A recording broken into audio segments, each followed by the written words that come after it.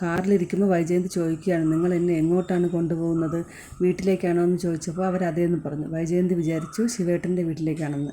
അപ്പോൾ അത് കമലയെടുത്ത് സമ്മതിക്കുമോ ശിവേട്ടാന്ന് ചോദിച്ചപ്പോൾ ശിവേട്ടൻ പറയുകയാണ്, അതിന് നിൻ്റെ വീട്ടിലേക്ക് നീ പോകുന്നതിന് കമലയുടെ സമ്മതം എന്തിനാണെന്ന്. അപ്പോഴാണ് വൈജയന്തിക്ക് മനസ്സിലായത് ബാലചന്ദ്ര മേനോൻ്റെ വീട്ടിലേക്കാണ് പോകുന്നതെന്ന്. വൈജയന്തി പറഞ്ഞു, നീ ആ വീട്ടിലേക്കില്ല, അലീന അവിടെ ഉള്ളിടത്തോളം കാലം ഞാൻ അവിടെ വരില്ല. ഞാൻ ഒരു കാര്യം മാത്രമേ എൻ്റെ ഭർത്താവിനോട് ആവശ്യപ്പെട്ടിട്ടുള്ളൂ, അവളെ അവിടെ നിന്ന് പറഞ്ഞിട്ടുണ്ടെന്ന്. പക്ഷേ അയാളത് കേട്ടില്ല. അയാൾക്ക് മക്കളെക്കാളും ഭാര്യയെക്കാളും വലുത് അവളാണ്. അതുകൊണ്ട് ഞാൻ ഇനി ആ വീട്ടിലേക്ക് വരില്ല എന്ന് പറഞ്ഞു. രംഗേട്ടൻ പറഞ്ഞു, അതിന് നിൻ്റെ ഭാഗത്താണ് തെറ്റ്, നീയാണ് ഒന്ന് ക്ഷമിക്കേണ്ടത്.